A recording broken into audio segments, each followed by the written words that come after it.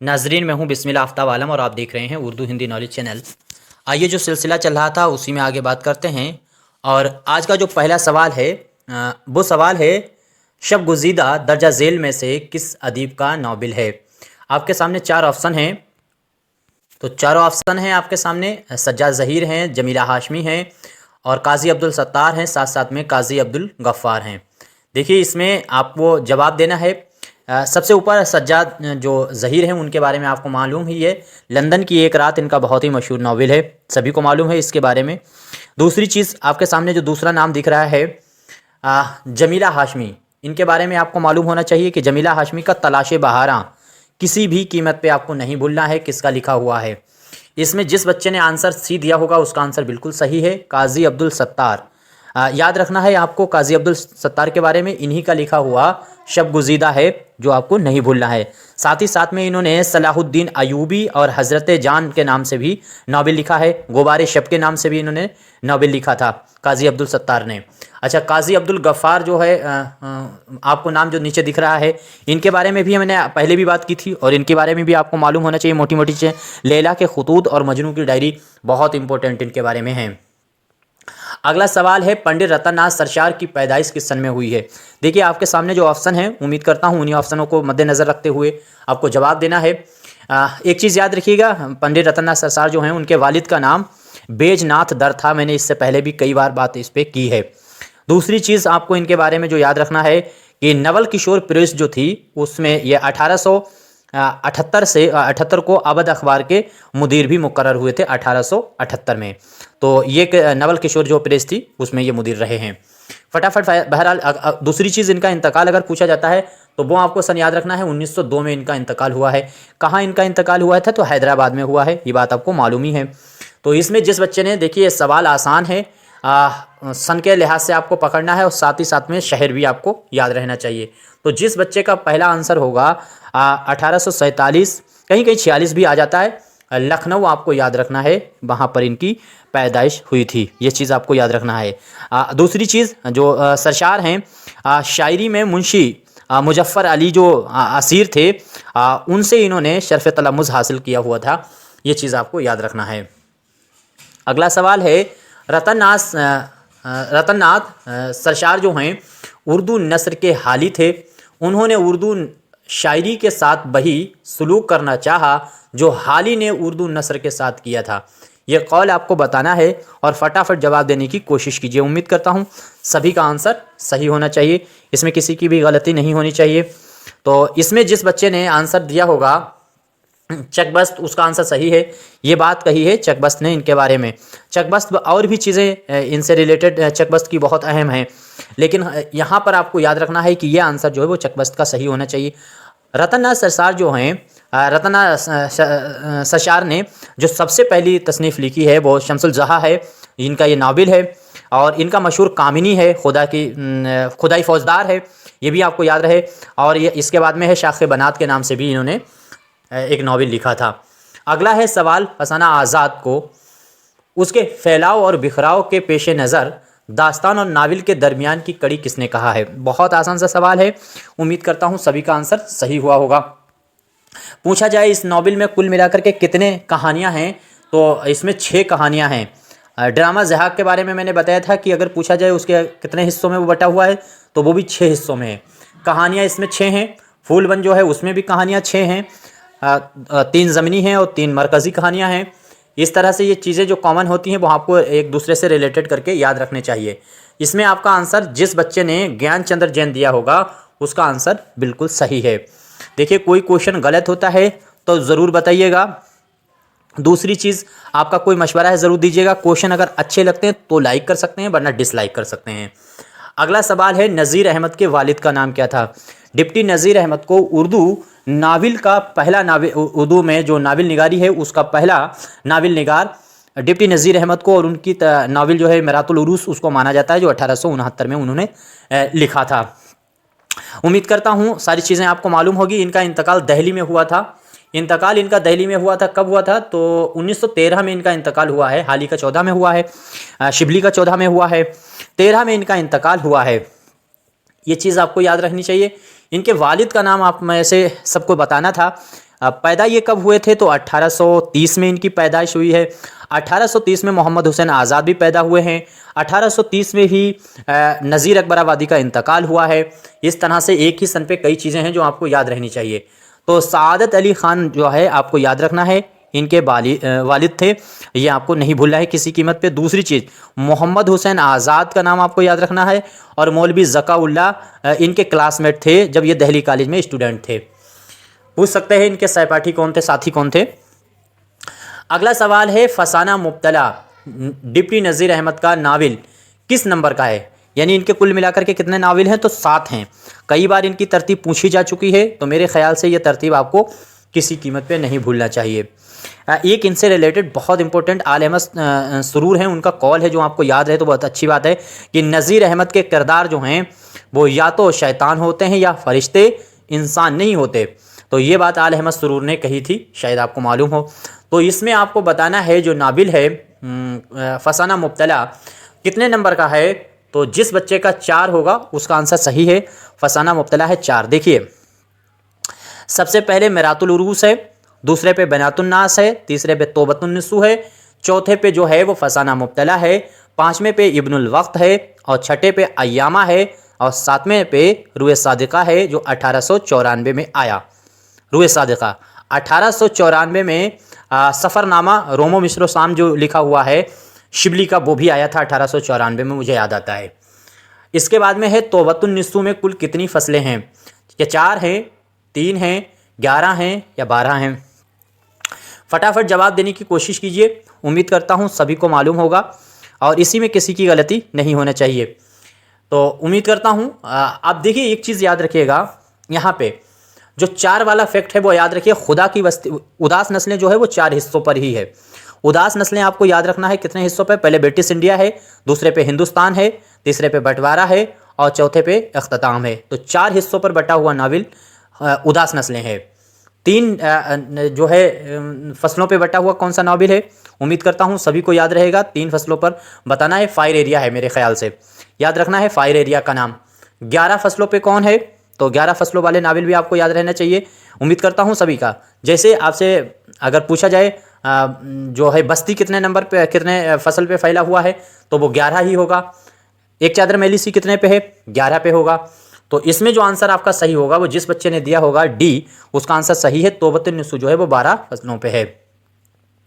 अगला सवाल है, अब्दुल हलीम शरर का इंतकाल 1926 में किस शहर में हुआ था।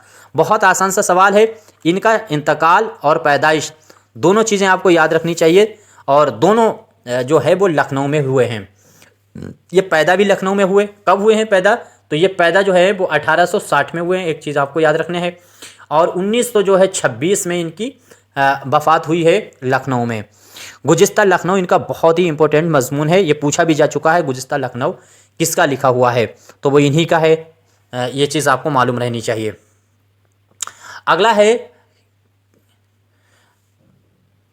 किसने जो है शरर की तख्लीक़ात के बारे में लिखा है कि वो मिट्टी के पहाड़ सही, लेकिन आपको उन्हें टिटक कर देखना ज़रूर पड़ेगा। 4 ऑप्शन आपके सामने हैं, जल्दी जल्दी जवाब देने की कोशिश कीजिए। तो अब्दुल हलीम शरर इम्पोर्टेंट हैं, उर्दू में जो है मजहबी तारीख़ के तौर पर नावल लिखने की बुनियाद जो है वो तारीख़ी नावल लिखने की बुनियाद इन्हीं ने डाली है। और उर्दू का पहला तारीख़ी नावल अगर पूछा जाता है तो मुल्कुल अजीज़ वर्जिना इन्हीं का लिखा हुआ है जो 1888 में लिखा गया था। उर्दू का पहला तारीख़ी नावल कब लिखा गया था, तो 1888 में लिखा गया था। ये सन भी आपको हर हाल में याद है क्योंकि पहला उर्दू का तारीख़ी नावल लिखा गया। इसी सन में मौलाना अबुल कलाम आज़ाद पैदा हुए हैं, अब्दुल माजिद दरियावादी जो हैं वो इसी सन में पैदा हुए हैं। इस तरह से ये 3 चीज़ें इस सन पे आपको याद रखनी चाहिए, मेरे ख्याल से याद भी होगा। अब इसमें आपको फटाफट जवाब देने की कोशिश करनी है, उम्मीद करता हूँ सभी का आंसर सही हुआ होगा। तो देखिए, जिसने अब्दुल हलीम शरर के बारे में ये बात कही थी उनका नाम है फ़राक गोरखपुरी। इनका नाम आपको याद रखना है कि फ़राक गोरखपुरी ने ये बात इनके बारे में कही थी। एक चीज़ याद है, कमर रईस का नाम आपको दिख रहा है, ये 2nd नंबर पे कमर रईस जो हैं, इनके बारे में क्या है, इन्होंने भी एक कॉल कहा था इनके बारे में शरर के लिए कि शरर उर्दू के पहले अदीब हैं जिन्होंने शऊरी तौर पर नाबिल जो है नाबिल के फ़न को समझने और बरतने की कोशिश की है। ये बात जो कही थी वो कमर रईस ने कही थी। तो इन दोनों के नाम आपको याद रखना चाहिए। अगला सवाल है मिर्ज़ा हादी रुस्बा। हादी रुस्बा का दारुल तर्जुमा उस्मानिया में बहैसियत मुतरजिम कितने रुपए पर मुकर्रर हुए थे? तो इनका ताल्लुक़ उस्मानिया से हुआ था। कब? तो 1917 में। ये आपको याद ही है कि दारुल तर्जुमा उस्मानिया का क़याम जो है वो 1917 में हुआ था। फटाफट जवाब देने की कोशिश कीजिए, उम्मीद करता हूँ सभी का आंसर सही होगा। हादी रुस्बा के बारे में ये आपको मालूम ही है कि 1858 में ये लखनऊ में पैदा हुए। इंतकाल हैदराबाद में इनका भी हुआ है 1931 में। 1931 में इनका इंतकाल हुआ है। फटाफट आप जवाब देते रहिए, जब तक जो मैं बात करता हूँ उस पर भी गौर कीजिएगा। तो 1900 कब इनकी इंतकाल 31 में हुआ था। 1931 में इनका इंतकाल हुआ था। इसमें आपको याद रखना है 1931 है, इसी सन में गोपी चंद नारंग पैदा हुए हैं, शकीलुर रहमान पैदा हुए हैं 1931 में। और कौन पैदा हुआ है आप भी कमेंट करके बताया कीजिएगा, फटाफट जवाब देने की कोशिश भी कीजिएगा। तो इसमें जिस बच्चे ने इसमें जवाब जो है फटाफट देने 400 रुपये, देखिए 400 रुपये जिस बच्चे ने जवाब दिया होगा उसका आंसर सही है। 400 रुपये आपको नहीं भूलना है। बी आंसर आपका जिस बच्चे का है उसके ने आंसर बिल्कुल सही दिया है। 400 रुपये 1917 में ये इससे जुड़े थे। दूसरी चीज़, इनका नाबिल उमराव जान अदा जो है वो 1899 में आया था, सभी को मालूम है। अगला सवाल है, शरर के फसाना आज़ाद और उमराव जान अदा को लखनऊ की तहजीबी ज़िंदगी का सबसे कामयाब मुरक्का किसने कहा जा सकता है? यहाँ पे मुरक्का ही गलत लिखा, मैंने सही कर दिया है। अब देखिएगा, तो आप जल्दी जल्दी जवाब देने की कोशिश कीजिए, उम्मीद करता हूँ सभी का आंसर सही होगा। ये कॉल आपको बताना है किसका है। देखिए यूपी टीजीटी का एग्ज़ाम आपको मालूम है अप्रैल में होने वाला है। तो उसका सिलेबस में 2-3 बार पिछली 23 में और 24 में और साथ ही साथ 22 में भी 3 बार मैंने उसको सिलेबस को पूरा किया हुआ है। सारी वीडियो आप जाकर के प्लेलिस्ट में देखिएगा। अगर कोई किताब नहीं है तो कम से कम ये 20-22 हज़ार टोटली वीडियो के ज़रिए मैंने क्वेश्चन आपके सामने रखे हैं। अगर ये रट्टा मार लेते हैं तो इससे बाहर पेपर नहीं जाएगा। बाकी रिवीजन जो है ये चलता रहेगा जब तक एग्ज़ाम नहीं होगा। क्वेश्चन अच्छे लगते तो लाइक कीजिए, अपने साथियों को शेयर कर सकते हैं, नहीं अच्छे लगते तो डिसलाइक कीजिए। जो भी सजेशन है कमेंट में ज़रूर दिया कीजिएगा। उम्मीद करता हूँ सभी का आंसर इसमें सही हुआ होगा। देखिए मोहम्मद हसन का नाम आपको याद रखना है। इन्हीं ने जो है बर्नार्ड शॉ कहा था मंटू को। तो यहाँ पर आपको याद रखना है इन्हीं का ये कहा हुआ कॉल है जो इन्होंने आज़ाद के लिए कहा है। फसाना आज़ाद जो है लिखा हुआ नाबिल है। इसके बाद में अगला सवाल है कि नाबिल उमराव जान अदा में उमराव के बेचे गए रुपये में से 50 रुपये कौन लेता है? पहली बात याद रखिएगा कि उमराव जान अदा जो है उस नाबिल में जो उमराव होती है वो 125 रुपये में बेची जाती है। इसको अगवा करके जो लाया है दिलावर, वो इसको जो है बेचता है। तो ये तो आपको मालूम ही होगा, इसको बेचने का काम किसने किया था? दिलावर खान ने किया था। और यही अगवा करके लाया था, 125 रुपये में इसने बेचने का काम किया था। चारों ऑप्शन आपके सामने हैं, फटाफट जवाब देने की कोशिश कीजिए। देखिए एक चीज़ आपको याद रहे, नीचे से देखिए अली बख्श, एक नाम आपको दिख रहा है अली बख्श। इनका कैरेक्टर जो है वो किस लिए है? तो ये सभी कैरेक्टर जो होते हैं उनका रिलेशन भी आपको याद रहना चाहिए। तो जो बुआ हुसैनी एक नायिका होती है इस नॉवेल में, जो उमराव को ख़रीदती है 125 रुपये में, तो उन्हीं का ये जो है भाई होता है जिसका नाम है अली बख्श। यानी ये वाला कैरेक्टर जो है वो बुआ हुसैनी का भाई होता है। ये चीज़ आपको याद रहनी चाहिए। अच्छा, इसके बाद में ऊपर जो दिया गया है शुजाअत अली, इसका क्या कैरेक्टर होता है उमराव जान अदा में? तो इसके बारे में आपको जो याद रखने की बात है कि उमराव जान अदा ने सबसे पहले जो मुजरा किया था वो इसी के घर पे किया था, शुजाअत अली। ये चीज़ आपको याद रहनी चाहिए, गड़बड़ नहीं होना चाहिए। इसके बाद में आपको याद रहे, इसके बाद ये अगला कैरेक्टर है जो करीम का भी आपको मालूम होना चाहिए। तो करीम जो है इसमें पहले आंसर याद रखिएगा, जो आंसर इसका सही होगा वो है पीर बख्श। पीर बख्श जो है वो लखनऊ में रहता है, गोमती में, और गोमती मोहल्ले गोमती पे जो है वहाँ रहता होता है। और इसी के बारे में आपको याद रखना है कि जो करीम होता है वो जो नीचे कैरेक्टर दिया गया है, करीम जो होता है वो पीर बख्श का साला है। तो पीर बख्श का साला कौन है? तो पीर बख्श का साला है करीम, और करीम का घर ही गोमती में होता है। ये चीज़ आपको याद रहने, गोमती का रहने वाला है। और इसी के मकान पे, करीम के मकान पर ला करके सबसे पहले अगवा करके उमराव जान को रखा जाता है। तो फिर उसके बाद में ये जो होता है पीर बख्श उसी में से 50 रुपये लेता है, अपने साले के घर पे रखवाता है। अच्छा, पीर बख्श और दिलावर फिर आपस में कौन है? दिलावर जो अगवा करके लाता है, वो दोनों आपस में फ्रेंड हैं। अगला सवाल है प्रेमचंद के नाबिल प्रेमचंद के नाम क्या है भाई? नाम से प्रेमचंद की पहली कहानी जो ज़माना में शाया हुई थी तो वो कौन सी कहानी है जिसमें सबसे पहले प्रेमचंद ने अपना नाम प्रेमचंद इस्तेमाल किया है? फटाफट जवाब देने की कोशिश कीजिए। उम्मीद करता हूँ सभी का आंसर सही होना चाहिए। देखिए, इनका असल नाम जो था प्रेमचंद का, वो धनपत राय था। इनके चचा जो थे उनको नवाब राय कहते थे, और ये नवाब राय के ही जो है पहले नाम इस्तेमाल करते थे, कलमी नाम इस नवाब राय के नाम से लिखते थे। तो कन्फ्यूज़न नहीं होनी चाहिए।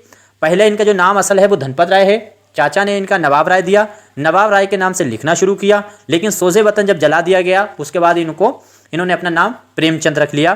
किसके कहने पे रखा था? तो नवल किशोर के कहने पे रखा था। ये चीज़ आपको मालूम होगी। तो अब ये प्रेमचंद जो नाम रखा है, इसी नाम से इन्होंने सबसे पहले तसनीफ़ कौन सी लिखी है? तो अब ये भी गौर करना है, ये नहीं पूछा जा रहा है इनकी पहली कहानी है कौन सी। तो बड़े घर की बेटी आपको मालूम है, ये सबसे पहली कहानी है, और बड़े घर की बेटी ही इन्होंने प्रेमचंद के नाम से लिखी थी। तो बड़े घर की बेटी जो है वो इन्होंने सबसे पहले प्रेमचंद के नाम से लिखा है। ये चीज़ आपको याद रहना चाहिए। दूसरी चीज़, इन्होंने अदबी सफ़र का जो अपना आगाज़ किया है उसमें एक मामू का रोमान जो है 1901 में लिख करके किया था। यानी आंसर आपका जो ये सेकंड वाला है, बी वाला, तो 1901 में इन्होंने क्या किया?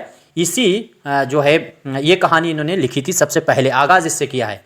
प्रेमचंद के नाम से सबसे पहले बड़े घर की बेटी लिखी है। और दुनिया का सबसे अनमोल रतन इन्हीं का क्या, पूरे उर्दू अदब का ही सबसे पहला अफसाना माना जाता है। इसके बाद में आनंदी, देखिए इनका क्या है? तो जो बड़े घर की बेटी है इसमें एक कैरेक्टर है आनंदी, ये आपको याद रहना चाहिए। अगला है प्रेमचंद की तसनीफ गोशाए आफियत की सिनफी हैसियत क्या है?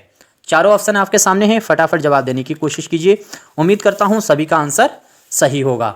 देखिए, अगर आपको क्वेश्चन सही लगते हैं, अच्छे लगते हैं, तो आप लाइक कर सकते हैं, वरना डिसलाइक ज़रूर किया कीजिए। मुझ तक फीडबैक आना चाहिए आपका। फटाफट जवाब देने की कोशिश कीजिए। इन्होंने नावल भी बहुत लिखे हैं और अफसाने भी बहुत लिखे हैं। देखिए, इनका अफसानवी मजमूआ सबसे पहला जो है वो सोज़े वतन है, जो 1908 में, इसमें 5 अफसाने थे, इसको जला दिया गया था। इसके बाद में इन्होंने जो है वो प्रेम पच्चीसी और प्रेम बत्तीसी, और फिर साथ ही साथ में प्रेम पच्चीसी प्रेम बत्तीसी के बाद में जो नावल अफसानवी मजमूआ लिखा वो खाक परवाना के नाम से इनका अफसानवी मजमूआ आया। ख्वाब ख्याल के नाम से उसके बाद आया, फिर फिरदौस ख्याल के नाम से भी इनका अफसानवी मजमूआ आया। ये इस तरह से तरतीबें आपको याद रहें तो बहुत अच्छी बात है। देखिए, यहाँ पे आंसर जो आपका सही होगा वो होगा डी, जिसने दिया होगा नावल, उसका आंसर बिल्कुल सही है।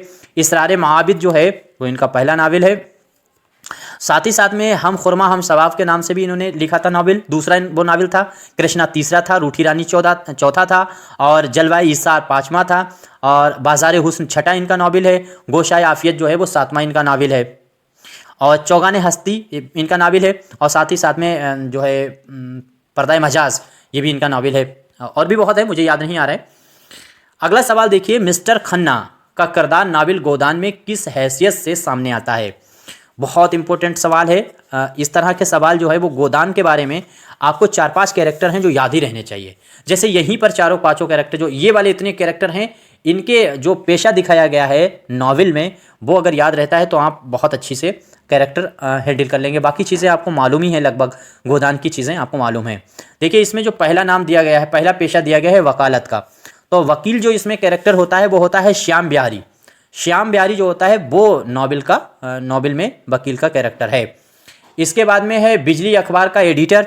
तो बिजली अखबार का एडिटर मिस्टर ओमकार नाथ का कैरेक्टर होता है, वो बिजली का एडिटर होता है। ओमकार नाथ जो है वो बिजली का एडिटर, बिजली अखबार का एडिटर होता है। इसके बाद में है बैंक मैनेजर, जो आपका सामने मिस्टर खन्ना जो हैं वो बैंक मैनेजर हैं। आपका आंसर जो है वो सी ही सही होना चाहिए। मिस्टर खन्ना जो हैं वो बैंक मैनेजर हैं। इसके बाद में ऊपर फ़लसफ़े का प्रोफेसर कौन है? तो फ़लसफ़े का आपको प्रोफेसर याद रखना है, मिस्टर मेहता हैं। तो मिस्टर मेहता जो हैं वो प्रोफेसर हैं। प्रोफेसर का कैरेक्टर है मेहता का। खन्ना का कैरेक्टर जो है वो बैंक मैनेजर का है। बिजली अखबार का एडिटर फिर से आपको याद रखना है ओमकार नाथ का है। और इस साथ ही साथ में जो है वकील का जो कैरेक्टर होता है वो श्याम बिहारी का होता है। अगला सवाल है, इस्मत चुगताई की पैदाइश जो है वो किस सन में हुई? बहुत इंपॉर्टेंट है और बहुत टफ भी है, आसान नहीं है इस सवाल से निकल जाना। क्योंकि सवाल जो हैं अब बहुत छोटी छोटी सी चीज़ें पूछ लेंगे आपसे एग्जाम में, और जो शायद आप ना बता पाए। गालिब के बारे में सभी को मालूम कब पैदा हुए, लेकिन ये बहुत कम लोगों को मालूम होगा गालिब की एग्जैक्ट डेट कौन सी है। वो 1797 में तो पैदा हुए, लेकिन कब? 15 फरवरी में, 27 दिसंबर में, 29 दिसंबर में, ऐसे करके जब रख देगा तो आपका दिमाग घूम जाएगा। जैसे मैंने आपके सामने सवाल रखा है, अब 15 में इसमें चुगताई भी पैदा हुई है, आपको मालूम है, और 15 में जो है वो जो पैदा हुए हैं वो राजेंद्र सिंह बेदी भी हैं। अब इनमें आपको ये भी तो पता होना चाहिए कि बेदी पहले पैदा हुए कि राजेंद्र इसमें चुगताई पहले पैदा हुई। जब आपको एग्जैक्ट डेट पता होगी, सन और तारीख, तभी आप बता पाएंगे कि कौन पहले पैदा हुआ कौन बाद में। तरतीब अगर पूछ ली बहुत टफ हो जाएगा। ये तो आपको मालूम है 15 में, तो इसमें चुगताई पहले पैदा हुई है, ये आपको याद रखना है। जिस बच्चे ने जवाब इसमें दिया होगा सी, उसका सही है। 21 अगस्त 1915 को इसमें चुगताई पैदा हुई और 1991 में इनका इंतकाल हुआ था। कसीम बेग चुगताई जो है वो इनके वालिद थे, ये चीज़ आपको, और नुसरत खानम इनकी माँ थी। एक चीज़ इनके बारे में याद रखिए कि इनके वहाँ जो है वो चेखूफ जो अफसाना निगार है उसका असर बहुत नज़र आता है। दूसरी चीज़ इनसे मुतालिक जो आपको याद रखनी है कि इनके वहाँ मुस्लिम घरानों के लड़के लड़कियों की तबके की जो है अक्कासी और बात करते हुए नज़र आती हैं। और यही चीज़ जब आपके सामने जिलानी बानो आती हैं तो उनके वहाँ भी मुस्लिम घरानों की फ़िज़ा का माहौल मिलता है। तो इन दोनों में थोड़ा सा डिफरेंट है, ये आप चीज़ याद रखिएगा। इसमें चुगताई ने अपने बड़े भाई अजीम बेग चुगताई का खाका दोज़की किस सन में लिखा है?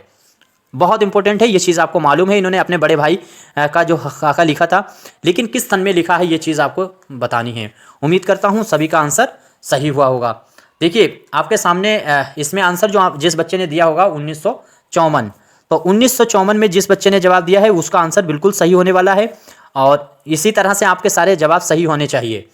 अब 1975 भी एक आपके सामने दिख रहा है। 1975 में क्या बात है, तो एक कतरा खून जो है करबला के वाक़ये पे इनका लिखा हुआ नावल है, वो 1975 में ही मंजर आम पर आया है, ये चीज़ आपको याद रहनी चाहिए। 1970 भी अगर है आपको सामने दिख रहा है, तो अजीब आदमी के नाम से इन्होंने एक नावल लिखा था, वो 1970 में ही मंजर आम पर आया था। साथ साथ में बांदी करके एक इन्होंने नावल लिखा था, वो भी 1970 में ही मंजर आम पे आया था। अच्छा, इसके बाद में ये है 1961, इम्पोर्टेंट है 1961, और सभी को मालूम है मासूमा जो है वो 1961 में ही मंजर आम पर आया था इनका। वो भी ये भी नावल है। ये चारों जो मैंने बताए हैं सभी के सभी नावल हैं। ये शायद आपको मालूम हो, लेकिन अगर नहीं मालूम है तो इनका रिवीजन बार बार करते रहिए, आपको याद हो जाएगा। अगला सवाल देखिए, सवाल है नावल टेढ़ी लकीर में लकीर 43 अबाब पर मुनक़सिम है। इस नावल को कितनी मंजिलों में तकसीम किया गया है? उम्मीद करता हूँ सभी का आंसर सही होना चाहिए। फटाफट जवाब देने की कोशिश कीजिए। तो कितनी मंजिलों में तकसीम किया गया है? जिस बच्चे ने 3 बताया है उसका आंसर सही है। देखिए 11 वाला मैंने बता दिया था, बस्ती और एक चादर मैलिसी, ये दोनों जो हैं वो 11 फसलों पे हैं, और साथ ही साथ में 12 किस में है, तो तौबतुन्नसूह में है। ये चीज़ भी मैंने बात की थी पीछे। उम्मीद करता हूँ सारी चीज़ें आपको क्लियर हो रही होंगी। राजेंद्र सिंह बेदी हैं, उनके बारे में याद है, लाहौर में किस सन में इनकी पैदाइश जो है वो लाहौर में हुई है, किस सन में हुई है? तो मैंने क्या कहा, इस्मत चुगताई और साथ साथ में राजेंद्र सिंह बेदी दोनों एक ही सन में पैदा हुए हैं। तो पहले कौन पैदा हुआ, ये तरतीब अगर आ जाए तो कैसे लगाओगे? या मान लीजिए 14 अगर आ गया तो कृष्ण चंद्र भी 14 में पैदा हुए। 14 में पैदा जो है वो ख्वाजा अहमद अब्बास भी पैदा हुए हैं। अब उनमें पहले कौन है बाद में कौन है ये पूछ सकते हैं तरतीब, और ऐसा पूछ चुके भी हैं। उम्मीद करता हूँ सभी का आंसर सही होना चाहिए। फटाफट जवाब देने की कोशिश कीजिए। देखिए पहला आंसर जिसने भी दिया है उसका सही है। देखिए अगस्त में पैदा हुई हैं इस्मत चुगताई, और ये सितंबर में पैदा हुए हैं 1915 में। अगला सवाल है, मवाद और फ़न दोनों के एतबार से अगर उर्दू के बड़े कहानी लिखने वालों का नाम लिया जाए तो बिलाशुबा प्रेमचंद और राजेंद्र सिंह बेदी हो सकते हैं। ये कॉल किसका है? उम्मीद करता हूँ फटाफट जवाब देने की कोशिश कीजिए, और बहुत आसान सा सवाल है। देखिए इसमें जिस बच्चे ने फर्स्ट आंसर दिया होगा उसका तो आंसर सही है। उसलूब अहमद अंसारी ने ये बात कही है कि प्रेमचंद और इनके बारे में राजेंद्र सिंह बेदी जो है बड़े अफसाना निगारों में हो सकते हैं, बिलाशुबा इनका नाम लिया जा सकता है। लेकिन बेदी किसी अफसाने में फ़न अफसाना निगारी के एतबार से कोई कसर नहीं। तो अगर ये बात अगर आपसे पूछी जाती है कि बेदी के अफसाने में फ़न और अफसाना निगारी के एतबार से कोई कसर नहीं है। तो ये बात आपसे खलीलुर रहमान आज़मी ने कही थी, ये चीज़ भी आपको याद रहे तो अच्छी बात है। इसके बाद में फटाफट जवाब देते रहिए जब मैं आपके सामने बात करता हूँ। अच्छा, एक चीज़ और भी याद रखिएगा, जब ये 2 की बात करिए तो ये 2 क्यों छूटें। आल अहमद सुरूर का देख लीजिए। आल अहमद सुरूर के बारे में याद रखिए, राजेंद्र सिंह बेदी जो है वो तराशा हुआ हीरा है। ये आल अहमद सुरूर ने तराशा हुआ हीरा बेदी को बताया था, आल अहमद सुरूर, और इन्हीं ने ईंट पर ईंट रख करके अफसाना ताबीर करते हैं, ये बात भी आल अहमद सुरूर की ही थी। एग्जैक्ट ऐसे नहीं है, सवाल लफ्ज़ का हेर फेर हो सकता है, बट मैं जो बता रहा हूँ उसे समझने की कोशिश कीजिए, मेन फैक्ट को पकड़ने की कोशिश कीजिए कि ईंट पर ईंट रख करके अफसाना ताबीर करते हैं राजेंद्र सिंह बेदी, ऐसे कहने की बात जो है वो आल अहमद सुरूर की है। थीम का बादशाह अगर पूछा जाए तो वो कन्हैयालाल कपूर ने इनको कहा था। अगला है कुर्रतुल ऐन हैदर। तक़सीम हिंद के बाद तकरीबन कितने साल पाकिस्तान में सुकूनत पजीर रहीं? तो ये कितने साल तक पाकिस्तान में रही है? उम्मीद करता हूँ सभी का आंसर सही होना चाहिए, फटाफट जवाब देने की कोशिश कीजिए। आप पैदाइश इनकी छोटी मोटी चीज़ें हैं, ये सभी आपको मालूम है। इंतकाल नोएडा में 2007 में हुआ था, ये आपको याद रहे तो ये बहुत अच्छी बात है। वालिद इनके सज्जाद हैदर इल्दरम है, ये चीज़ जो है वो याद रखने की थोड़ी सी बात है। दूसरी चीज़ इनके बारे में याद रखिए कि इनको कई बार ख़त लिख करके और इनसे बात करके मौलाना अबुल कलाम आज़ाद ने इनको हिंदुस्तान में आने के लिए कहा था, जवाहरलाल नेहरू ने भी इनसे कहा है। तो 14 साल तक ये पाकिस्तान में रहीं, ये चीज़ आपको याद रखना चाहिए। देखिए, जैसे मैंने कहा चेखूफ का असर इस्मत चुगताई के वहाँ नज़र आता है, वैसे ही जेम्स जॉयस और वर्जीना वल्फ का जो असर है वो कुर्रतुल ऐन हैदर के अफसानों में नज़र आता है, ये भी चीज़। और आला तबके की ज़िंदगी को बयान करने का काम इन्होंने किया है कुर्रतुल ऐन हैदर ने।